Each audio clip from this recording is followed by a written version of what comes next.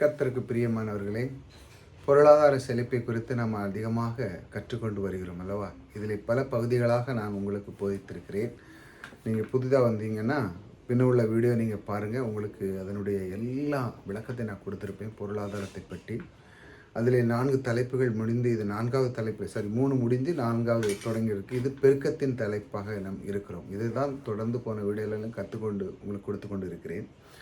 இதில் மிக முக்கியமானது இந்த கர்த்தர் நல்லவர் என்கிற தலைப்பிலையும் தேவன் நமக்கு எப்படி அந்த பொருளாதாரத்தை பெருக்க வேண்டும் என்று நம்முடைய வேத வசனத்திலிருந்து அவர் நமக்கு கற்றுக் கொடுக்கிறார். அவருடைய இரக்கத்துக்கும் அன்புக்கும் முடிவே இல்லை. பாருங்கள், நம்முடைய வாழ்க்கையை பாருங்கள், நீ இப்படி இருக்கக்கூடாதுன்னு சொல்லி நம் தேவன் நம்மை தேடி வந்து பாருங்கள் என்ன அழகாக நம்முடைய வாழ்க்கையை உயர்த்தலார். பாருங்கள், நீங்கள் ஒவ்வொரு நாளும் தேவனுடைய வார்த்தை கேட்க வாஞ்சியாக இருக்கணும். பாருங்கள், தேவன் இந்த பூமியில் சில பிரமாணங்களை வைத்திருக்கிறார். பெருக்கத்துக்கு சில பிரமாணம் இருக்குது. அதை தான் நாம் பார்க்குறோம். விதைப்பு அறுப்பு என்கிற பிரமாணத்தின் மூலமாக நம்முடைய இந்த பெருக்கத்தை நாம் தொடர்ந்து கற்றுக்கொண்டு வருகிறோம் இல்லையா? பாருங்கள், இதில் இன்னைக்கு உள்ள தலைப்பில் ஒரு முக்கியமானது நான் லாஸ்ட்டில் உங்களுக்கு சொல்ல போகிறேன்.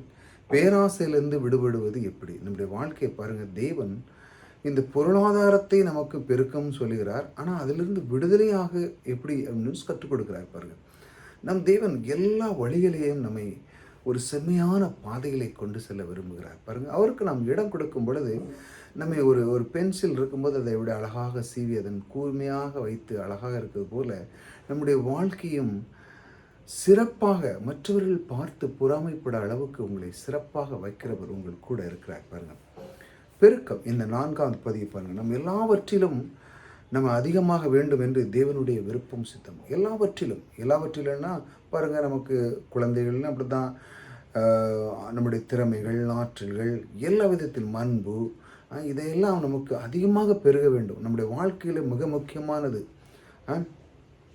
தேவை என்ன? அன்பாக நாம் பேசும் பொழுது நமக்கு அதிகமாக அன்பு கிடைக்கிறது இல்லையா? இந்த மாதிரி அதிகமாக நம் எல்லாவற்றிலும் நன்மையிலே பெருக வேண்டும் என்று அவர் சில பிரமாணங்களை வைத்திருக்கிறார். அதன் அடிப்படையில் தான் இந்த பூமி இயங்கி கொண்டிருக்கிறது. இதை ஒரு மனிதன் புரிந்தான்னு வச்சாங்களா, அவனுக்கு குறைவே இருக்காது. அதில் தான் ஒரு முக்கியமான ஒரு பகுதி என்ன என்றால், விதைப்பு அறுப்பு என்கிற பிரமாணம் மூலமாக நாம் பெருக முடியும். பாருங்கள், விதைப்பின் பிரமாணம் என்ன சொல்லுகிறது அதை நாம் கவனிப்போம். விதைப்பின் அறுப்பின் பிரமாணம் என்ன சொல்லுகிறது?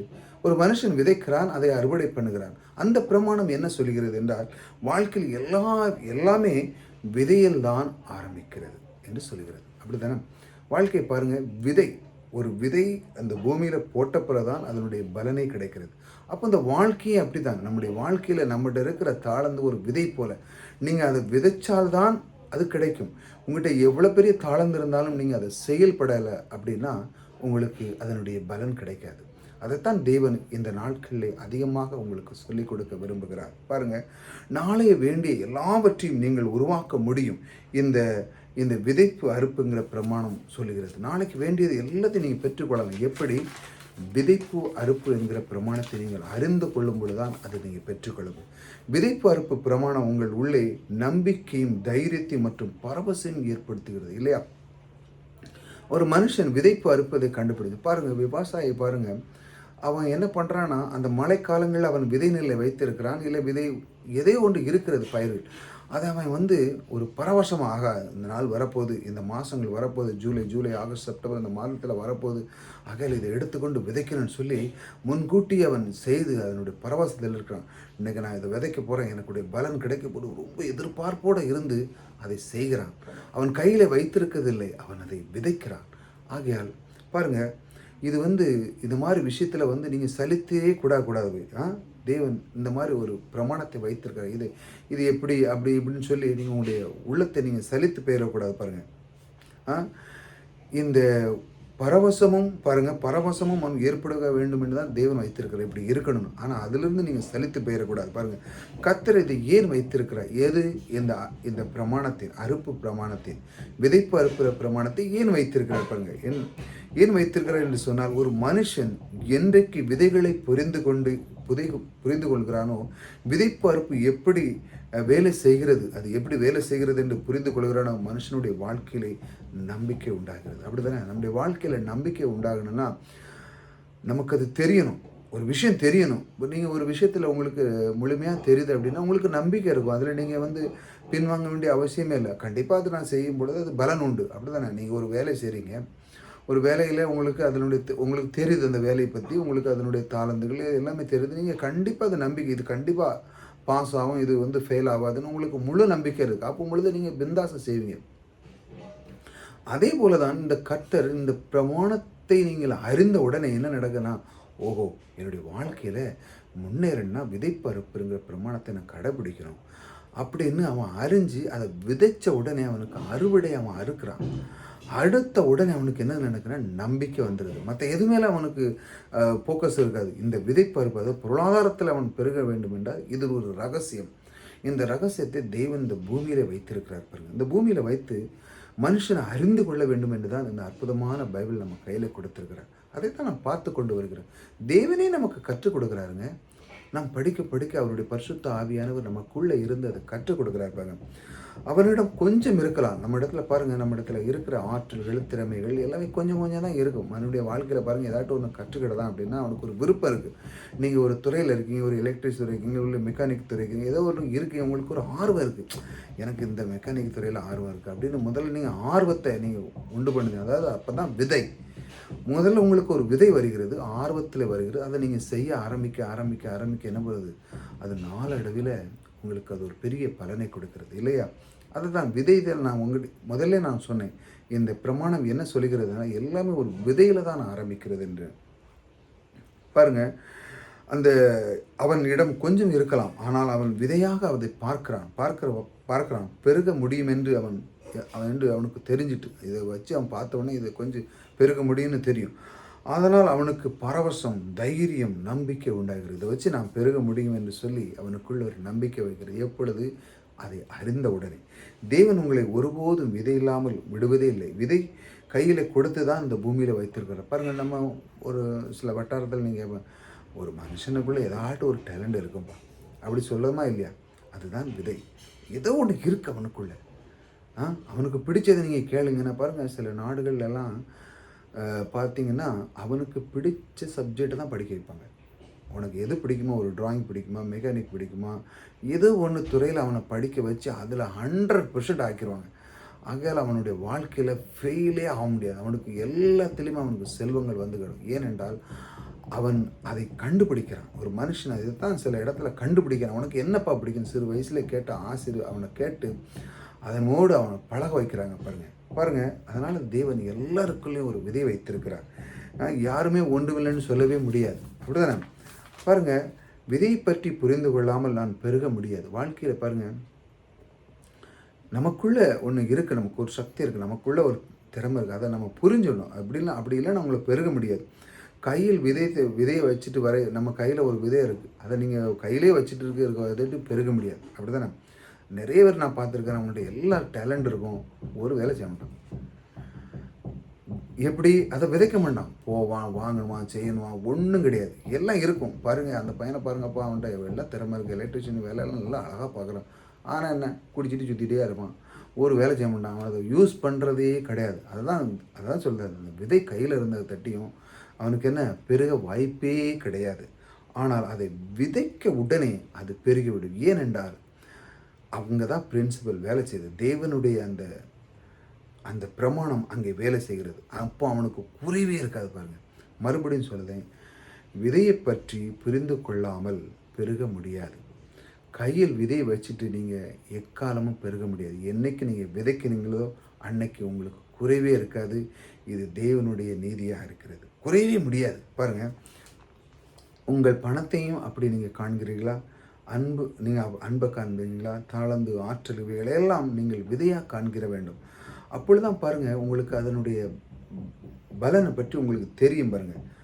பண விஷயத்துலேயும் அப்படி தான் பாருங்கள். நம்முடைய பொருளாதாரத்தை தான் நான் சொல்லி கொண்டு வருகிறேன். இதற்குள்ளாகவே நான் உங்களுக்கு கற்றுக் கொடுக்குறேன்.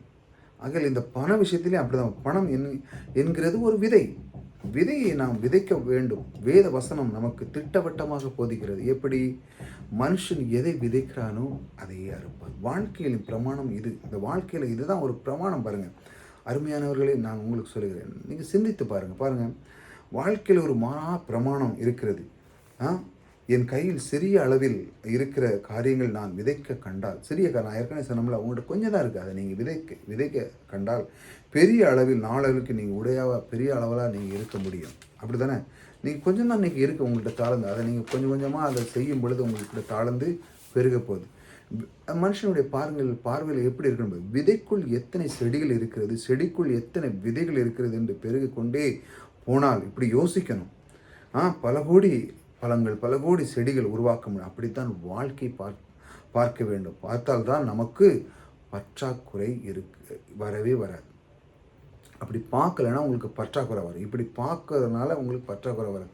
இதற்குள்ளே நான் ஒன்று விதைக்கிறேன், நான் ஒன்று செய்கிறேன் அப்படின்னா என்னுடைய நீங்கள் பார்க்குறீங்க, நான் இன்றைக்கி ஒரு விஷயத்தை செய்கிறேன்னா என்னுடைய வாழ்க்கையில் பலன் இன்னொரு கொஞ்ச நாள் கழித்து வரப்போகிறது என்று கொடான கோடி பலன் எனக்குள்ளே வரப்போகிறது. நான் இன்றைக்கி விதைக்க போகிறேன், என்னுடைய குணநலங்களை விதைக்க போகிறேன், என்னுடைய நல்ல எண்ணத்தை நான் விதைக்க போகிறேன். அந்த எண்ணம் என்ன பண்ணுகிறதுனா நாளடைவிலே அது என்ன கொடுது? உங்களுக்கு ஒரு பலனை கொடுக்கிறது, ஒரு ஆசீர்வாதத்தை கொடுக்கிறது. ஆகையால் தேவன் இதைத்தான் உங்களுக்கு சொல்ல விரும்புகிறார். இதை வைத்து தான் சிலவங்க இதை வச்சு தான் சாப்பிடணும், என்னப்பா என்னச்சே நாங்கள் இதை இப்படி நாங்கள் விதைக்கிறேன், விதைப்பாருப்புன்னு சொல்லிட்டீங்க, நான் எப்படி விதைக்க எப்படி சொல்லுவார், என்ன நான் ஒரு பணம் கொடுக்கணும் அப்படின்னு நீங்கள் யோசிக்கிறப்பாருங்க. ஆனால் மனுஷன் பாருங்கள் இப்படி யோசிக்க மாட்டான். யாராவது பாருங்கள் இதை வச்சு தான் நான் விதைக்க போகிறேன், இதை வச்சு தான் நான் பெருக போகிறேன் அப்படின்னு யாராவது சொல்லுதாங்களா? இல்லை. ஐயோ நான் இதை வச்சு தான் தங்க போகிறேன், எங்கே இருக்குது அப்படி தான் யோசிக்கிறாங்க. பாருங்கள் என்ன பண்ணுது, இவ்வளோ தானே கிடைக்கி, எனக்கு இவ்வளோ தானே சம்பளம் வருது, இவ்வளோ தானே செய்து, நான் என்ன பண்ண போகிறேன், நான் பெருக எப்படி முடியும் அப்படின்னு சொல்லி சில பேர் இப்படியே பேசிகிட்டே இருக்காங்க. கர்த்தர் சோதம், இதை வைத்து நான் பெருகப் போகிறேன், இது ஒரு விதையாக நான் எண்ணுகிறேன்னு சொல்லி ஒரு மனுஷன் அப்படி யோசிக்க ஆரம்பிக்கணும் பாருங்க. இப்படி யோசிக்கும் பொழுது என்னை பெருக பண்ணுகிற விதை நான் கொடுத்ததுனால தான், நான் கொடுக்கறதுனால தான் எனக்கு என்ன கிடைக்கிறது, எனக்கு கொடான விதமான விதைகள், பழங்கள் எல்லாமே கிடைக்கிறது பாருங்கள். இந்த மாதிரி நீங்கள் யோசிக்கணும். கொடுக்கறது மூலமாக கொஞ்சத்திலே நான் கோடிக்கணக்கை நான் பார்க்குறேன். கொஞ்சம் விதை தான், அதை நான் கொடுக்குறதுனாலையும் என்னுடைய அதாவது உங்கள்கிட்ட இருக்கிற திறமையை நீங்கள் வெளிப்படுத்துங்க. அதாவது உங்களுக்கு கொடுக்குற மாதிரி நீங்கள் வெளிப்படுத்துறதுனால மற்றவர்களுக்கு அது பலன் வருது இல்லையா? இந்த பிரபஞ்சத்தில் மற்றவர்களுக்கு நீங்கள் படம் வருது. உங்களுக்குள்ளே இருக்கிற தாளந்து, நீங்கள் ஒரு எலக்ட்ரிஷியன் வேலை செய்கிறீங்க, உங்களுக்குள்ளே ஒரு தாளந்து இருக்குது, யாருக்காட்டும் பயன்படுது. சிலவங்க அது இல்லை, ஃபேன் இல்லை, அது இல்லை, ரிப்பேருங்கும்போது உங்கள் திறமை இந்த பிரபஞ்சத்தில் பயன்படுகிறது இல்லையா? ஆகையால் அது வெளிப்படுகிறது. உங்கள் திறமை வெளிப்படுகிறது பொழுது உங்களுக்கு குறைவே இருக்காது. தேவன் இதை இப்படி தான் வச்சிருக்கிற அந்த பிரமாணத்தை பாருங்கள். என்னை பெருக பண்ணுகிற விதை, நான் கொஞ்சத்திலே நான் கோடியை காண்கிறேன், கொஞ்சம் ரூபாயில் தான் நான் கோடிக்கணக்கான ரூபாயை நான் பார்க்கிறேன். இதை காணும்போது நான் விதையாக காண்கிறேன். பாருங்கள், கொஞ்சம் தான் இருக்கும். நான் அந்த அளவில் புரிந்து கொண்டால் என்றால் அவனுக்கு, அந்த அளவில் அவன் புரிந்து கொண்டால் என்றால் அவனுக்கு ஒரு பெரிய எதிர்காலம் காத்து கொண்டிருக்கிறது என்று நான் சொல்வேன். ஏனென்றால் அவனுக்கு தேவனுடைய காரியம் எப்படி இயங்குகிறது என்று கண்டுபிடித்து விட்டான். எப்படி? அதுதான் பிரமாணம் இல்லையா? அவனுக்கு பிரமாணத்தை அறிஞ்சு விட்டான். ஒரு மனுஷன் பிரமாணத்தை அறிஞ்ச உடனே என்ன நடக்குன்னா அவனுக்குள்ள பரவசம் வந்து, ஓஹோ, விதைப்பு அறுப்பு மூலமாக தான் ஒரு பிரமாணத்தை வச்சிருக்கிறேன். ஆகையில் என்னுடைய வாழ்க்கையில் நான் ஒரு மகிழ்ச்சி, சந்தோஷம் இதையெல்லாம் நான் விதைக்கப் போகிறேன், ஒருத்தருக்கு நான் கொடுக்க போகிறேன் என்று சொல்லி அவன் பரவசத்தை கொண்டு வரான். பிரமாணம் என்ற கிரியை செய்கிறது என்று அவன் கண்டுபிடித்து விட்டான். அதான் சொல்லுவான், அவனுக்கு இருக்கிறதை எடுத்து விதைக்கிறான். அதான் சொல்ற கர்த்தர், விதைக்கிறவனுக்கு விதை, புசிக்கிறவனுக்கு ஆகாரம் தேவன் என்று புரிந்து கொண்டு கொஞ்சத்தில் அவன் கொஞ்சமாக இருக்கும் சாப்பிடான். ஆனால் விதைக்கிறான், அவன் அதை கொஞ்சம் சாப்பிட்றான், மறுபடியும் அவன் விதைக்கிறான் பாருங்க. ஏனென்றால் விதைத்தால் தான் பெருக முடியும் என்று திட்டவட்டமாக அவனுக்கு விளங்கிவிட்டது இல்லையா? அவனுக்கு வருது வருமானம், ஆனால் கர்த்தரிடத்துலேருந்து தான் எல்லாம் வருதுன்னு அவனுக்கு விளங்கினுடன் அவன் விதைக்கிறான். விதைச்ச உடனே அவனுக்கு தெரிஞ்சுட்டு நம்ம இருக்கிறது கொஞ்சம் சாப்பிடணும், ஆனால் மீதி எல்லாமே விதைக்கணும். விதைத்தால் தான் அது கிடைக்கும் என்று அவன் அறிந்து விட்டான்.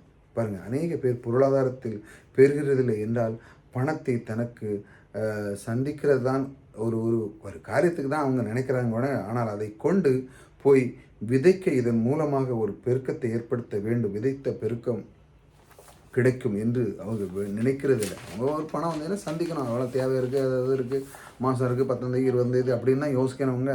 அதை கொண்டு விதையாக அவங்க விதைக்கிறது இல்லை. நாளை பெருக வேண்டும் என்று விரும்புகிற, ஆனால் எங்கே இருந்து கிடைக்கும் அப்படின்னு அவங்க தான் யோசிச்சுட்டு இருக்காங்க. ஆனால் பெருகணும் உள்ளத்தில் எல்லாத்துக்கும் இருக்குது இல்லையா?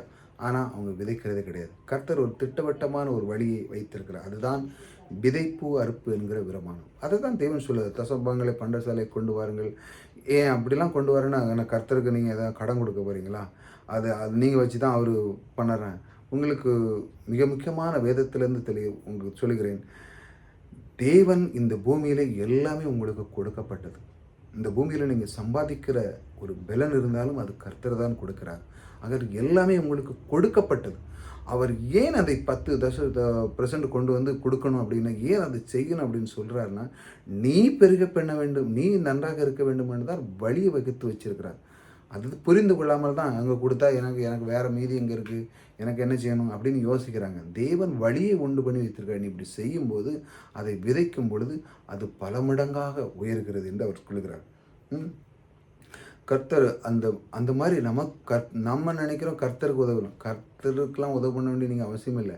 கர்த்தர் தான் நமக்கு உதவுகிறார். அதான் நான் உங்கள்கிட்ட சொன்னேன், கர்த்தர் எல்லாமே நமக்கு கொடுக்கப்பட்டு இருக்கிறது.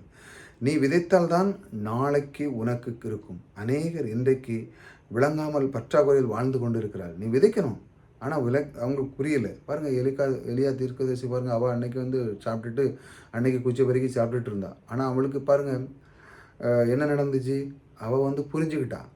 இது ஒருத்தர் வந்திருக்கிற ஏதோ ஒரு விஷயம் இருக்குது அப்படின்னு சொல்லி அவள் ஞானத்தை பயன்படுத்தி கொடுத்தால் கிடைக்கும்னு சொல்லி அந்த சாப்பாடை அவள் விதையாய் பார்த்துறாள். பார்க்கும் பொழுது பார்த்திங்கன்னா அவர் கொடுத்ததுனால இப்போ அவர் ஒன்றும் வழியாக்கார், அவர் ஒன்றும் பஞ்சக்காரெலாம் ஒன்றும் இல்லை. அவர் கற்றுக் கொடுக்குறார். நீ விதை, இருக்கிறத கொஞ்சத்தை விதை என்று சொல்லி அவர் கற்றுக் கொடுத்த உடனே என்ன நடக்குன்னா, அந்த பஞ்சகாலம் முழுவதும் அவர்களுக்கு உணவு பற்றாக்குறை இல்லாமல் சாப்பிட்டார்கள். பாருங்கள், நீங்கள் நினைக்கலாம், என்ன பாருங்கள், என்னடா இது ஒரு புது போதனையாக இருக்கிறது, நான் உங்களை ஊக்குவிக்கும்படியாக கர்த்தருடைய பிரமாணங்களை எடுத்து காண்பிக்கிறேன் இல்லையா? நீங்கள் வந்து புரிஞ்சுக்கிடணுங்க. புரிஞ்சுக்கிட்டு கர்த்தருடைய பிரமாணத்தை அறிஞ்சுக்கணும். மனுஷன் பாருங்கள், அவனுடைய கிரியிலேயே இருக்கான். டெய்லி ஏதாட்டு ஒன்று போய் பேப்பரில் எழுதி போடுறது, கோயிலுக்கு கரெக்டாக போகிறது, பைபிளை தூக்கிடுறது, வாரது, இதெல்லாம் அவன் ஒரு கிரியை. நான் இப்படி போவேன், எனக்கு நடக்கும். அது ஒரு பழக்கம் தான், ஒரு ஹேபிட். போகிறது நல்லது தான், அங்கே கேட்குறது. ஆனால் அவன் கிரியிலேயே தான் இருக்கான். இது செஞ்சு நான் போனதுனால தான் இது நடக்கும் அப்படி இல்லை. தேவன் இந்த பூமியில் சில பிரமாணங்களை எல்லாருக்கும் பொதுவாக வச்சுருக்கு. இந்த பூமியில் இருக்கிற எல்லா மனுஷனுக்கும் கரெக்டாக இயங்கும். அதை முதல்ல புரிஞ்சுக்கிடணும். ஆக பாருங்கள், உங்களை ஊக்குவிக்கும்படி நான் அந்த வார்த்தையை உங்களுக்கு சொல்கிறேன். நீங்கள் முன்னேறுவதற்கும் செழிப்பதற்கும் என்ன வழி என்று போதித்து கொண்டு இருக்கிறேன். நீ சாப்பிடுற ஆகாரமாக நீ நினைக்கலாம், சாப்பிடுறதும் ஆகாரமாக. ஆனால் விதை நினைத்து என்று சொல்லுகிறார்.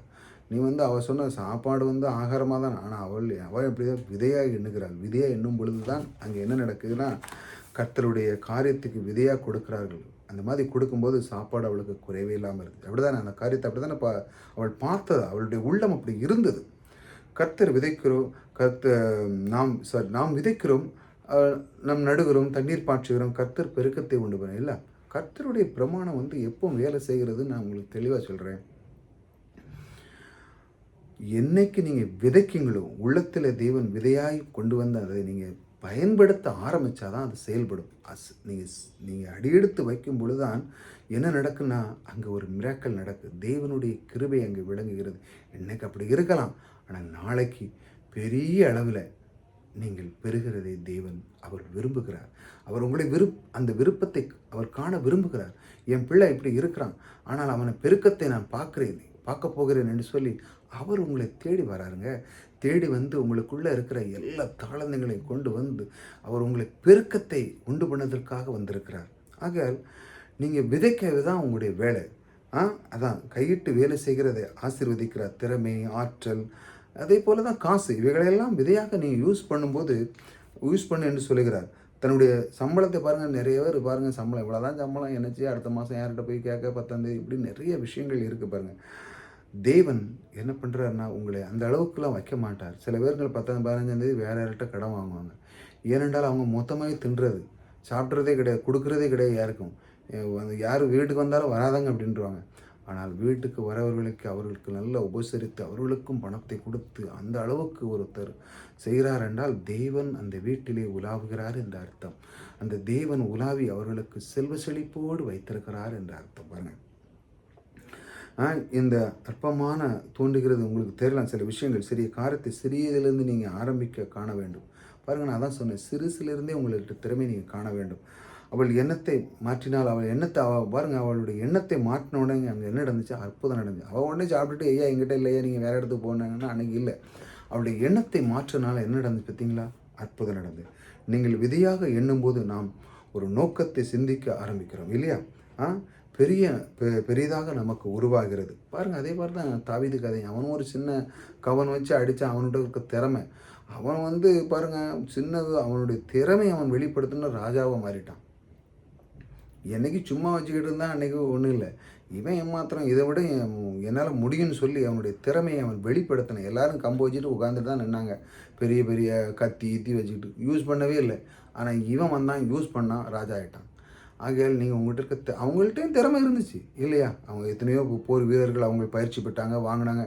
எல்லாம் அவனுக்கு ஏற்ற சும்மா தான் நிற்காங்க, தின்னுட்டு சும்மா நின்னாங்க. ஆனால் இவன் அதில் செயல்பட்டான். எம்மாத்திரன்னு சொல்லி அவனுடைய திறமையை அவன் வெளிப்படுத்தும் பொழுது என்ன நடக்குன்னா, அங்கே தான் தேவனுடைய செயல் நடக்கிறது.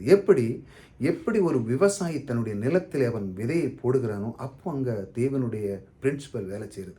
அதே போல் உங்களுடைய திறமைகளை நீங்கள் வெளிப்படுத்தும் பொழுது அங்கே தேவன் வெளிப்படுத்துகிறார். எல்லா மனுஷர்களும் நின்றுட்டு இருந்தானுமே, ஆனால் இவன் தன்னுடைய திறமையை வெளிப்படுத்தினான். அவனோடு இருக்கிற விதை, அதை விதையாய் காணுகிறான். இது நான் செய்வேன், தேவன் எனக்குள்ளே இருக்கிறார், இந்த ஆற்றலை நான் பயன்படுத்துகிறேன், ஆகிய தேவன் எனக்குள்ளே இருக்கிறான்னு சொன்ன உடனே அங்கே தேவனுடைய பிரமாணம் அங்கே வேலை செஞ்சு எல்லாரும் நின்றுருக்கோம். அவங்க போகிறான். லாஸ்ட்டில் யார் ராஜானா? ஆடு மேய்ச்சவன் ராஜா ஆகிட்டான். எப்படி? அவன் செஞ்சான், அவன் விதைச்சான். பாருங்கள், நிறைய விவசாய வீட்டில் நெல் இருக்குது, ஆனால் அவங்க விதைக்கலை. எங்கே மழை வரப்போகுது அப்படின்னு. ஆனால் அதுக்கு முன்பாக மழையில் வரதுக்கு முன்னாடி 1 மாதத்துக்கு முன்னாடி தண்ணீர் அவங்க கிணத்துலேருந்து எடுத்து வாங்கி பண்ணி கரெக்டாக அவங்க எதிர்பார்த்து அதை விதைச்சி அதை கரெக்ட் பண்ணி அவங்க நடுறாங்க. சிலவங்க சோம்பேறியாகவே இருக்கிறது, பிற எப்படி மற்றவங்கள்ட்ட போய் கையேந்தி நிற்கிறது. ஆகையால் இந்த மாதிரி இல்லாமல் இருக்கிறதுக்கு தான் தேவன் இந்த வழியை வைத்திருக்கிறார். விதைப்பு அறுப்புங்கிற பிரமாணம். கர்த்தர் வைத்திருக்கிற ஆற்றல் சரியாக விதத்தில் யூஸ் பண்ணும்போது அவன் என்ன பண்ணிட்டான்? ராஜா ஆகிட்டான். தான் திரும்ப அவங்க சொல்கிறேன், அவன் ஆற்றலை வெளிப்படுத்தினான். அவங்களாம் ஆற்றலை வெளிப்படுத்தலை, ஆனால் இவன் ஆற்றலை வெளிப்படுத்தினான். நாம் பெருக வேண்டும் என்பது கர்த்தர் ஒன்றை செய்ய சொல்லுகிறார். அதுதான் நாம் பெருகணும்னா கர்த்தர் ஒன்று சொல்லுகிறார். அது என்னது? அது விதைப்பு அறுப்பு என்கிற பிரமாணம். அறுப்பின் தேவன், பெருக்கத்தின் தேவன் அவர் ஏற்படுத்துகிறார். விதைக்கிறது என்பது மட்டும்தான் நம்முடைய வேலை. விதைப்பதுங்கிறது நம்முடைய வேலை. அறுவடை அவர் ஏற்படுத்துகிறார். கர்த்தர் நம்முடைய பாருங்கள், நமக்கு நம்மகிட்ட இருக்கிற திறமை செய்யும் பொழுது கர்த்தர் அதன் பலனை கொடுக்கிறார். பாருங்கள், கர்த்தருடைய பிரமாணம் அதன் அடிப்படையில் தான் நடக்கும். அப்படி தான் நடக்கும். நீங்கள் நல்லா புரிஞ்சுக்கங்க. தேவன் நம்முடைய ஆற்றலை வெளிப்படுத்தும் போது தான் கர்த்தருடைய பிரமாணம் நடக்கும். ஆகையால் நம்ம சைடில் அதிகமாக பேச வேண்டியது இருக்கிறது. பாருங்கள், தோல்வி எங்கே இருக்கிறது என்று நீங்கள் பார்த்தீங்கன்னா நம்ம சைடில் தான் இருக்குது. நம்ம செய்யாது, நம்ம அறியாது, நம்ம கண்டுபிடிக்கிறது, நம்ம அதன் மேலே முயற்சி செய்யாது தான் பிரச்சனை. ஆனால் தேவன் இந்த பூமியில் எல்லாம் செட் பண்ணி வச்சிட்டார். எவன் அறிந்தானோ அவன் முன் செல்கிறான். அறிந்து கொள்வதுதான் நம்முடைய வேலை. அதே போல் விதைப்பு தான் நம்முடைய வேலை. மற்ற எல்லாம் தேவனுடைய பிரமாணம் ஆட்டோமேட்டிக்காக செயல்படுது. ஆகையால் அது எல்லா மனிதனுக்கும் செயல்படுது. நீங்கள் நினைக்கலாம், அவன் அந்த ஜாதி, இந்த ஜாதி, அந்த மதம், இந்த மதம். பிரமாணத்தை ஒருவன் அறிந்து அந்த பிரமாணத்தின் அடிப்படையில் போனால் எல்லாருக்கும் அது செயல்படுகிறது. பாருங்கள், நாம் செய்ய வேண்டியதை செய்தால் கர்த்தருடைய விரும்பியதை நம்ம செய்ய வேண்டியது செய்யாமல் இருந்தோன்னா கர்த்தர் செய்ய முடியாமல் இருக்கிறது. அவர் கர்த்தர் என்ன செய்ய விரும்புகிறார், முடியாமல் இருக்கிறது. அவர் சில பிரமாணங்களை அடிப்படையில் தான் அவர் போகிறார். நாம் செய்தால் தான் அவர் செய்கிற விருப்பத்தை செய்ய முடியும். அப்படி தானே புரிந்து கொள்ள வேண்டும். அநேகர் சொல்கிறார்கள், பொருளாதாரத்தில் செழிப்பு எனக்கு வேண்டாம், எனக்கு இதெல்லாம் தேவையில்லை, இப்படிலாம் நிறைய சில கதைகள் இருக்குது. நான் பார்த்துருக்குறேன். பொருளாதாரத்தில் செழிப்பு வந்துன்னா பேராசை வந்துடும். ஆனால் நான் உங்களுக்கு சொல்லுகிறேன், நான் தான் சொன்னேன், பேராசிலேருந்து எப்படி நீங்கள் விடுபடுதுன்னு. அதான் நான் உங்களுக்கு லாஸ்ட்டில் சொல்லணும்னு இருந்தேன். இந்த பாயிண்டில் வாங்க. தனக்கு இருக்கும் பணத்தை விதையாக ஒருவன் காண்கிறான் என்றால், நம்மகிட்ட கொஞ்சம் பணம் இருக்குது, உங்களுக்கு சம்பளம் வருது, அதை நீங்கள் விதையாக பார்க்குறீங்க. அவன் பொருளாசையும் பேராசையும் மேற்கொண்டு விட்டான் என்ற அர்த்தம். அவன் தந்ததெல்லாம் தேவனுடையது. அதை விதையாய்ப்பட்டு அவன் விதைக்கிறான். தாய்க்கு உதவுகிறான், மற்ற ஃப்ரெண்ட்ஸ்க்கு உதவுகிறான், சபைக்கு கொடுக்குறான், ஊழியத்தை கொடுக்குறான், எல்லாமே அவன் விதையாய் பார்க்கிறான். பாருங்கள், அப்பொழுது அவனுக்கு பேராசை எல்லாத்தையும் அவன் மேற்கொண்டு விட்டான் என்றார். அவன் விதைக்கிறவனாக கொடுக்கிறவனாக மாறிவிட்டான் என்று சொன்னால் அவன் பொருளாசையும் பேராசையும் மேலானவன், அதற்கு மேலான விதத்திலே வாழ்ந்து கொண்டிருக்கிறான் என்று அர்த்தம். அவனுக்கு புரிஞ்சிட்டு அவன் மேலான விதத்திலே வாழ்ந்து கொண்டிருக்கு. உலகத்தில் பொருளாசை பேராசை நிறைய இருக்கிறது. அப்படிதான் பாருங்கள், மனிதர்கள் பாருங்கள், அவங்களுடைய குணநலங்களை மனிதர்களுக்கு என்ன நிறைய சேர்க்கணும், அப்படியே மூட்டை கட்டி வச்சுக்கணும், அப்படியே வச்சுக்கணும், இப்படி தான் நிறைய குணங்கள் இருக்கு. பிசாசுடைய எண்ணம் பாருங்கள், மனுஷனுடைய எண்ணம் முதல்ல நான் உங்களுக்கு சொல்கிறேன், அவன் எல்லாத்தையும் கொடுக்கக்கூடாது, சிலவங்க எதோ அப்படி தான் பெருக முடியும், யாருக்காங்க கொடுக்கக்கூடாது, வீட்டில் வச்சுக்கணும், எங்கெங்கேயும் கொடுக்கக்கூடாது அப்படி சொல்லி மூட்டை கட்டி வச்சு அப்படியே வச்சு அப்போ தான் பெருக முடியும். ரெண்டாவது பாருங்கள், பிசாசு என்ன போயிடறான் பாருங்கள், எவனையாட்டு அடிக்கணும், எவனையாட்டு திருடணும், அந்த கொள்ளடிக்கணும், மொத்தம் எடுத்தோம், அப்போ தான் பெருக முடியும் இப்படி. ஆனால் கர்த்தர் கொடுக்குற தயால கர்த்தர் நமக்கு, அவர் சொல்ல கொடுக்குற தேவன், அவர் பாருங்கள், அவர் நமக்கு எப்படி அந்த காரியத்தை நமக்கு காண்பிக்கிறார் பாருங்கள். பெருக வேண்டும் என்றால் கையை இறுக பிடிக்க வேண்டும் என்று நினைக்கிறார்கள். அப்படின்னு சில பேருங்க பெருகுன்னா இருக்க, நான் தான் சொன்னேன்ல, கொடுத்தால் பெருக முடியாது என்று மனுஷனுடைய எண்ணம், கொடுத்தா கொடுக்க முடியாது மனுஷனுடைய. ஆனால் பிசாசு எண்ணம் பெருக வேண்டும், பெருகுது. அவனுடைய எண்ணம் எப்படி பாருங்கள், எண்ணம் பாருங்கள், அவனுக்கு எப்படி பெருக வேண்டும் என்று அவன் எப்படி நினைக்கிறான்னா, எவனாட்ட ஆளை அடிக்கணும், போடணும், கொல்லணும், அந்த வீட்டை அபகரிக்கணும், அவன் சொத்தை அபகரிக்கணும், இப்படி நல்ல கெட்ட வழிகளாக இதைத்தான் அவன் சொல்லிக் கொடுக்குறான். இந்த மாதிரி வழி இருந்தால் தான் நீ பெருக முடியும், இல்லைன்னா பெருக முடியாது. ஆனால் கர்த்தர் சொல்லுகிற வழியை பாருங்கள், முதல்ல மனுஷன் என்ன பெருகிறதுக்கு அவன் யோசிக்கிறான், மனுஷனுடைய எண்ணம் இருக்குது, மூட்டை கட்டி வச்சுக்கு இவனும் கொடுக்கக்கூடாது, அப்படின்னா பெருக்கலாம். ஆனால் பிசாசு எண்ணம் பாருங்கள், அவன் அதை விடையும் மேலே போயிட்டான், எவனையும் விட்டு வைக்காத, இவனாட்டு கீழே கிடக்கான அவனை அடி, அவனை பிடுங்கி, அவன் சொத்தெல்லாம் பிடுங்கி, அவன்கிட்ட இருக்க தப்பான பத்திரத்தை போட்டு பிடுங்கி வாங்கி எதாட்டி செஞ்சு இப்படி தான் நீ பெருக முடியும், இப்படி சொல்லி பிசாசு எண்ணம் வச்சுருக்கான். ஆனால் கர்த்தர் பாருங்கள், நம்மளுடைய அன்பு கர்த்தர் என்ன ஒரு வழி வச்சிருக்கிறார் சொல்லு. அவர் சொல்லுகிறார், பெருக்கத்துக்கு நான் ஒரு வழி வைத்திருக்கிறேன். அவர் சொல்லுகிறார், அது என்னவென்றால் கொடுப்பது. தேவன் இந்த பூமியில் எல்லாமே கொடுக்கிற தன்மையாக தான் வச்சுருக்காரு. நீங்கள் பாருங்கள், மரம் செடி கொடிகள் எல்லாம் மனுஷனுக்கு எல்லாமே கொடுத்துட்டு தான் இருக்குது. அதுவா பூக்குது, அதுவா காய்க்குது, எல்லாமே கொடுத்துக்கிட்டே இருக்குது. அது கொடுத்துக்கிட்டே இருக்குது, அது பெருகிட்டே இருக்குது. ஆனால் மனுஷன் மட்டும் அந்த சிந்திக்கிறதுக்குள்ளே போகவே மாட்டேங்கான், பிரமாணத்தை அவன் அறிஞ்சிக்கிடவே மாட்டேங்கான். அது எப்படி கொடுத்தா எப்படி கிடைக்கும் அப்படின்னு அவன் அதில் செயல்பட ஆரம்பிக்க மாட்டேங்கான். எப்படி அந்த தன்னுடைய ஆற்றலை அவன் செயல்பட, எப்படி ஒரு நான் சொன்னோம்ல கதை, தாவீது தன்னுடைய ஆற்றலை என்னைக்கு வெளிப்படுத்தினானோ அன்னைக்கு ராஜா ஆகணும். மற்றவர்கள்லாம் சும்மா நின்னாங்க. அதே போல் நம்மளுடைய கர்த்தர் சொல்லுகிறது கொடுப்பது. நீங்கள் கொடுக்கும் பொழுது தான் அங்கே ஒரு பிரமாணம் வேலை செய்கிறது. எப்படி ஒரு விவசாயி தன்னுடைய நிலத்தில் விதைக்கிறானோ அப்பொழுது தான் அது வேலை செய்கிறது. அதே போல தான் தேவன் தம்முடைய குமாரன், ஒரே பேரான குமாரனை கொடுத்தார் என்று எழுதியிருக்கு. அவரும் கொடுத்தார். ஏன் அவர் குமாரரை கொடுத்தார்? அவர் அநேக குமாரத்தையும் பெற்றுக்கொள்ளும்படியாக கொடுத்தார். பாருங்கள், ஒரு குமாரனை தான் தேவன் கொடுத்தார். இன்றைக்கி பாருங்கள், இயேசுவின் நாமத்தில், கர்த்தருடைய நாமத்தில் பார்த்தீங்கன்னா, இன்றைக்கி ஒவ்வொரு நாளும் தேவன் ரட்சிப்பு நடத்தி கொண்டே இருக்கிறார். எல்லாரும் தேவனுக்குள்ளே வந்து கொண்டே இருக்கிறார். கிறிஸ்துக்குள்ளே பாருங்கள், நாளுக்கு நாள் கிறிஸ்துவம் தேவனுடைய வார்த்தை பெருகி கொண்டே போகிறார். அவருடைய வார்த்தையை அறிஞ்சிக்கிட்டே போகிறாங்க. பாருங்கள், தன் அண்டையிலே கொண்டு வரும்படியாகத்தான் குமாரரே கொடுத்தார். அவர் எல்லாம் நமக்குள்ளே வரணும் அப்படின்னு சொல்லி. ஸோ அதான் நான் முதல்ல சொன்னேன், முதல் பாயிண்ட்டு எல்லாரும் மூட்டை கட்டி வைக்கணும். ரெண்டாவது பண்ணி பாருங்கள், எல்லாத்தையும் கொள்ளடிக்கணும், வாங்கணும். இதுதான் பிசாசினுடைய தந்திரம். மூணாவது, நம்முடைய தேவன் கர்த்தர் என்ன சொல்கிறார், உன்கிட்ட இருக்கிறதை விதையாக எண்ணி கொடுக்கிறது எப்படி கொடுக்கணும், அப்படி தான் அது எப்படி கொடுக்கணும், பெரிய அறுவடை எதிர்பார்த்து கொடுக்க வேண்டும். அப்பொழுதுதான் நீ பெருகுவாய். பெரிய அளவில் நீங்கள் கொடுக்கும்போதே, தேவனுக்கு நான் கொடுக்கும் பொழுது நான் இதை பெரிய அளவில் உங்களுடைய எண்ணம் அப்படி தேவன் எப்படிலாம் சொல்லி கொடுக்குறாரு பாருங்கள். உங்களுடைய எண்ணமே அப்படி தான் வைக்கிறார். நீங்கள் கொஞ்சமாக விதைச்சாலும் நான் நாளைக்கு பெரிய அறுவடையாக இருக்க போகிறேன் அப்படின்னு நீங்கள் யோசித்து கொடு அப்படி சொல்கிறாரு பாருங்கள். இதில் ஒரு சின்ன ரகசியத்தை கொடுக்குறாரு பாருங்கள். மனுஷன் கொடுக்கும்போது சிலவங்களுடைய மனம் என்ன நடக்குன்னா, அது அவங்களுக்கு கொடுக்கறதுக்கு ஒரு மனம் வரமாட்டுக்கு. ஆனால் தேவன் அதை எப்படி அதை கொடுக்கறதுக்குன்னு ஒரு வழிமுறை வச்சுருக்காரு பாருங்கள். நீ பெரிய அளவில் நீ பெருகணும்னா, கர்த்தர் சொல்லுகிறார், உங்ககிட்ட இருக்கிறத விதையாக எண்ணு, அதை எப்படி கொடுக்குறேன்னா, அது பெரிய அறுவடை நான் எதிர்பார்க்க போகிறேன் என் தேவனுக்கு நான் விதைக்க போகிறேன்னு சொல்லணும். உடனே டக்குன்னு ஒன்றும் வராது. இப்படி உங்களுடைய உள்ளத்தை லேர்ன் பண்ணணும். உள்ளத்தை மாற்றாரு பாருங்க. நீ பெருகுவாய். அப்படி நீ செயல்படும்போது நீ பெருகுவாய். கொடுக்கிறதை தெரிந்து கொண்டால், இந்த மாதிரி உள்ளத்தை தெரிந்து கொண்டால், பொருளாசைக்கும் பேராசைக்கும் இதுதான் மருந்து. அல்லேலூயா. மனுஷன் இப்படி அவன் கொடுக்கிறதிலே, இன்று நான் கொடுக்கிறேன் என்றால் தேவனிடத்திலிருந்து நான் பல கோடி மடங்கு எனக்கு அது வரப்போகிறது. நான் இன்று விதைக்கிறேன். அப்படி நீங்கள் விதைக்க ஆரம்பித்து உங்களுடைய உள்ளத்தை முதல்ல பில்ட் பண்ணணும். கொடுக்கும்போது ஐயோ போதே அப்படின்னா அது நல்லது கிடையாது. அது உங்களுக்கு அந்த மனம் சரியில்லை. நீங்கள் கொடுக்குற விதம் அது உங்களுக்கு பலனும் கிடைக்காது, ஒன்றும் கிடைக்காது. நீங்கள் கொடுக்குற விதமே என் தேவனுக்காக கொடுக்குற, எனக்கு தேவன் பல்லாயிரம் மடங்கள் எனக்கு பெருக பண்ணுகிறவர் எனக்குள்ளே இருக்கிறார், என்னை தருகிறவர் எனக்குள்ள. ஆக நான் என்னுடைய வேலை என்னது? கொடுக்குற வேலை. அதான் சொன்னாங்க, பிரமாணம் வேலை என்ன செய்கிறது? அது பெருக்கி கொடுக்கறது. நம்முடைய வேலை என்னது? விதைக்கிறது. விவசாயம் என்ன செய்கிறான்? விதைக்கிறான். அதுக்கப்புறம் அறுவடைலாம் அறுக்கும்போது என்ன நெல் வருது, என்ன அரிசி வருது, சரி கடலெல்லாம் மூட்டை பருத்தி இதெல்லாம் போகும்போது என்ன ஏகப்பட்டது வருது. நீங்கள் முதஞ்சே தான் விதைக்கீங்க. அதே போல் கொடுக்கும்போது கொஞ்சம் தான். ஆனால் தேவன் பல மடங்கு உங்களுக்கு திருப்பி கொடுக்குறார். பாருங்கள், இந்த உலகத்தில் பாருங்கள், ஒன்றுமில்லாமல் இருக்கிறவர்களும் பேராசிரியர் இருக்காங்க.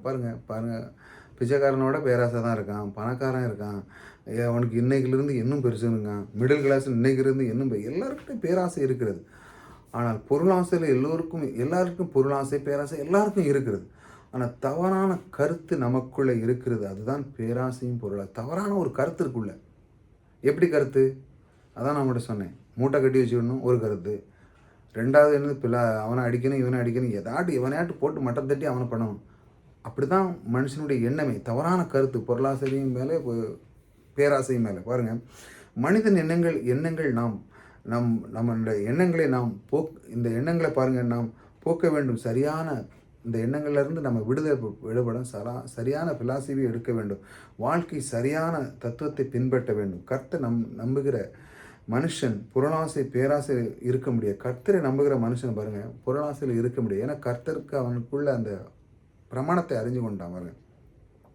ஏனென்றால் அதற்கு மருந்து என்னன்னா, இதுதான் மருந்து. எது? கர்த்தர் நமக்குடைய அந்த கொடுக்கிறதை பற்றி நமக்கு கற்றுக் கொடுக்குறாருல, பெரிய அறுவடை எதிர்பார்த்து கொண்டு இருக்காரு. அப்பொழுது என்ன நடக்குன்னா, கொடுக்கிறது என்ன அவன் தெரிந்து கொண்டான். கொடுக்கிறத அவன் தெரிஞ்சு கொண்டானே பொருளாசையும் பேராசையிலேருந்து அவன் விடுபட்டான். இதுதான் அதற்கு மருந்து. எப்படி? கொடுக்கிறது மூலமாக. அதான் கர்த்தரை நம்புகிற மனுஷனுக்கு அந்த ஒரு நாளும் அவனுக்கு பேராசை பொருளாசை இருக்காது. ஏனென்றால் அவனுக்கு நன்றாக தெரியும், இந்த பிரமாணத்தை அறிஞ்சு வச்சுட்டான். அவனுக்கு எப்போனாலும் விதைச்சாலும் அறுவடை வரப்போகுது இல்லையா? நீங்கள் எப்போனாலும் அவனுக்கு செய்ய வேண்டிய வேலை என்ன? இருக்கதை விதையாணி விதைக்கணும். அதுதான் வேலை. பெருக்கம் தேவன் அழகாக கொடுக்குறார் பாருங்க. கர்த்தர் தம்மிடத்தில் இருக்கிற கொஞ்சம் அந்த எண்ணத்தை அவர் நமக்குள்ளே வைத்திருக்கிறார், அந்த விதையாக வைத்திருக்கிறார், அதை விதைக்க சொல்லுகிறார் பாருங்கள். கொடுங்கள் அப்பொழுது கொடுக்கப்படும் என்று விசுவாசிக்கிறான். பாருங்கள், அவன் பயப்பட மாட்டான். கொடுங்கள் அப்பொழுது கொடுக்கப்படுங்கிறத அவன் விசுவாசிக்கிறான். இந்த மாதிரி வாரி இறைத்து விருத்தி அடைவார் உண்டோ என்று நம்ம அதில் எழுதியிருக்கணும். வாரி இறைத்தார் அப்படின்னா இப்படி ஊதாரித்தனம் கிடையாது. அந்த காலத்தில் விவசாய கல்ச்சர் இருந்ததுனால இப்படி நெல் கடலெல்லாம் இப்படி தான் அள்ளி வீசுவாங்க. வீசிட்டு என்ன பண்ணுவாங்கன்னா, ஒரு தட்டு இருக்கும், அந்த தட்டில் வீசிட்டு அடுத்தால அதுக்கு மேலே ஒரு மண் போடுவாங்க. ஏனெண்டா அப்படியே போட்டோம்னா அந்த குருவி மற்ற பறவைகள்லாம் தின்னுட்டு போயிடும். பிறகு அதில் ஒன்றும் முடியாது. அதையும் பார்க்கணும்ல. விதைச்சிருவான், விதைச்சிட்டு அதை கரெக்டாக அந்த மண் போட்டு மூடிடுவான். அதுக்கப்புறம் லைட்டாக தண்ணி பாய்ப்பான். பிறகு வருவான், அது முளையும். என்றைக்கு அது முளைச்ச உடனே என்னென்னா, அதுக்கப்புறம் அந்த குருவிலாம் சாப்பிடாது. விதை தான் எடுத்துகிட்டு போயிடும். விதை எடுத்துச்சுன்னா அப்புறம் அங்கே பலன் இருக்காது. அதை கரெக்டாக பார்க்கணும். விதைக்கும் பொழுது அதை சரியாக அந்த விவசாயி பார்ப்பான் பாருங்கள். வாரியத்தான் விரைத்தடையவர், அதுதான் அதை சொல்லியிருக்கு பாருங்கள். அதனால் அப்படி விரைத்து அவன் செய்யும் பொழுது அதில் அவன் ஒரு நாளும் சோர்ந்து போக மாட்டான். அதில் அவன் பலனை தான் காவன். கொடுத்து அவன் வாரி இறைத்து அடைகிற அந்த மாதிரி ஒரு எண்ணங்கள், அந்த மாதிரி ஒரு ஜாதி உண்டு என்றால் அதுதான் மெய்யான கிறிஸ்தவ மக்கள். அவங்க தான் கொடுக்கறதுல இந்த மாதிரி இருப்பாங்க. கொடுத்து வைப்பாங்க பாருங்கள். பெருக்கத்தை அறிந்தவர்கள் பேராசையில் இருந்து விடுபட முடியும். கொருக்கத்தை ஒருத்தன் அறிஞ்சிட்டான்னா அவன் பேராசையிலேருந்து விடுபட முடியும். அவனுக்கு தேவையில்லை, பேராசை தேவையில்லை. அவனுக்கு தெரியும், நான் இன்னைக்கு விதைச்சிட்டோம்னா எனக்கு அறுவடை வரப்போகுதுன்னு சொல்லி அவன் தேவனுடைய பிரமாணத்தை அறிந்து விடுகிறான். கொடுங்க என்று அவன் ஆரம்பிக்கிறானோ, என்னைக்கு கொடுக்குறேன்னு ஆரம்பிக்கிறானோ அன்றே பேராசையும் பொருளாசையும் அவர்களை ஆண்டு கொள்ள முடியாது. பாருங்கள், கொடுக்கிற எண்ணங்கள் அவனுக்குள்ளே வந்துட்டுனா அவனுக்கு பேராசைலாம் இருக்காது. கர்த்தர் பெருக்க மட்டுமல்ல, அவன் ஆளையே மாற்றி விடுகிறார். இது வித்தியாசமான ஒரு வாழ்க்கையின் முறை. அவனை ஆளையே மாற்றுகிறார். கொடுக்கிறது மட்டுமல்ல, அவனுடைய ஸ்பாவங்கள், எண்ணங்கள், வார்த்தைகள் எல்லாம் அற்புதமாக மாற்றி விடுகிறார். உங்களுக்கு கொடுக்கிறது எல்லோருக்கும் பாருங்கள், உங்களுக்கு கொடுக்கறது எல்லோருக்கும் கொடுக்கிறதாக கொடுத்துருக்கிறார். உங்களுக்கு கொடுத்துருக்கிறாருன்னா நீங்கள் எல்லாருக்கும் கொடுக்கிறதாக கொடுத்துருக்கிறார். கொடுக்கும்போது நான் எதை கொடுக்க அந்த காரியத்துக்கு நாம் பயன்படுத்துகிறோம், எந்த காரியத்துக்கு நம்ம கொடுக்கும்போது நாம் எந்த காரியத்துக்கு கொடுக்க நாம் பயன்படுத்துகிறோமோ அது நிச்சயமாக பெருகும். அந்த காரியம் என்னன்னு நீங்கள் புரிஞ்சு கொள்ள வேண்டும். நான் சத்தியத்தை கொடுக்க எந்த ஒரு காரியத்துக்கு நீங்கள் கொடுக்குறீங்களோ அதை நீங்கள் புரிஞ்சுக்கணும். எந்த காரியத்துக்கு நீங்கள் கொடுக்குறதோ அதை நீங்கள் ஊழியத்துக்கு கொடுங்க, எல்லாமே உங்களுக்கு ஒரு புரியணும். அதனால அந்த காரியத்தை நாம் பயன்படுத்துவோம், நல்ல காரியத்துக்கு நாம் பயன்படுத்தும் பொழுது, அதான் நான் உங்களுக்கு என்ன சொல்கிறேன்னா, அந்த எந்த காரியத்தினா நல்ல காரியத்துக்கு நீங்கள் பயன்படுத்தும் போது நிச்சயமாக பெருகும். அடுத்தல பாருங்கள், இப்போ நான் உங்களுக்கு ஒரு சத்தியத்தை நான் இது தேவனுடைய பிரமாணத்தை பற்றி பேசிகிட்டு இருக்கேன். இப்போ நான் அதை அறிஞ்சிருக்கிறேன். இப்போ நான் என்ன நினைக்கிறேன்னா, நான் அறிஞ்சிட்டேன், எனக்கு போதும், மற்ற யாருக்கும் சொல்லிக் கொடுக்கக்கூடாது அப்படின்னு நான் அப்படி இருந்தேன்னு வச்சேன். எனக்கு தெரிஞ்சு கொண்டதை நான் மறைத்தேன்னு வச்சேன், மறைச்சிட்டேன், நான் யாருக்கும் சொல்லக்கூடாது மறைத்தேன்னு வேண்டாம். எனக்கு இருக்கிறதும் மற்றபடி எனக்கு கெட்டு போய்விடும். ஏன்னா நான் விதைக்கலை. இப்போ எனக்கிட்ட ஒரு தாளம் இருந்ததுன்னா நான் இப்போ உங்களுக்கு நான் சொல்லிக் கொடுக்குறேன். இப்போ நான் என்ன பண்ணுறேன், அதை நான் விதைக்கிறேன், அந்த தாளத்தை நான் விதைக்கிறேன். அதை தான் தேவன் சொல்கிறார், உனக்கு இருக்க ஆற்றல், தாளந்து இதையெல்லாம் விதையாக விதை அப்படின்னு சொல்லுறேன். எனக்கு இருக்கத்தில் கொஞ்சம் அது இல்லாமல் போயிடும். எனக்கு நான் அதை விதைக்கலைன்னா எனக்கு இருக்கிறதும் இல்லாமல் போயிடும். என்கிட்ட இருக்கிற விதையை நான் அப்படியே வச்சுக்கிட்டுன்னா பாருங்கள், விதை நெல்லை வச்சுக்கிட்டு இருக்காம விதைக்காமல் இருந்தால் இருக்கிறதும் அப்படியே இருக்குன்னு நினச்சிங்களா, அதையே வச்சு மறுபடியும் தின்னுபிடுவான். விதை நெல்லை விதைக்காமல் இருக்கவன் எங்கே விதைக்க இருக்கிறத வச்சு தும்ப அப்படின்னு சொல்லி அது விதைக்காமல் இருக்க அதையும் தின்னுவிடுவான். ஆகையால் தான் உங்கள்கிட்ட இருக்கிற தாளந்து பாருங்கள், அதான் நான் சொன்னேன். இப்போ என்கிட்ட இருக்கிற தாளந்தை நான் அதை வெளிப்படுத்தலைன்னு வச்சாங்க, நான் அதை செய்யலைன்னு வச்சாங்களாம், என்ன பிரயோஜனம்? ஒரு பிரயோஜனம் இல்லை, அது அப்படியே அழிஞ்சு போயிடும்.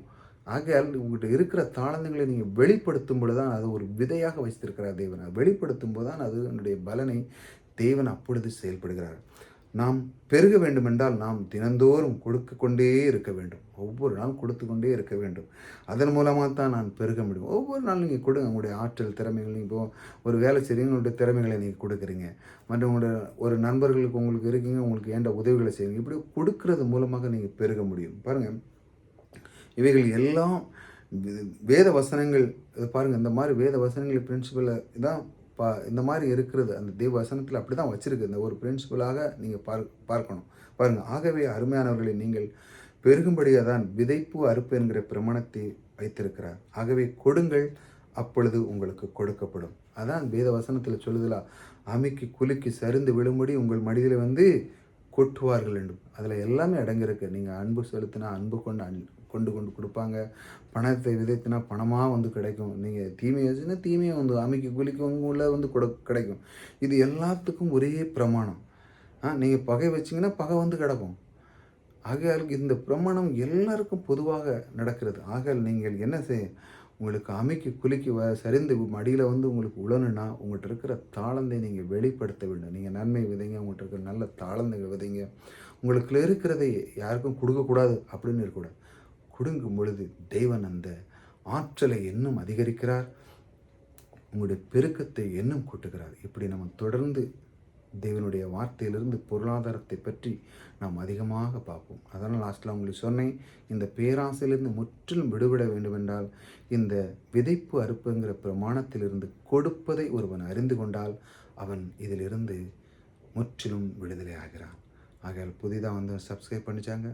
தொடர்ந்து கர்த்தர் உங்களோடு கூட இருக்கிறார். கர்த்தர் உங்களை ஆசீர்வதித்திருக்கிறார்.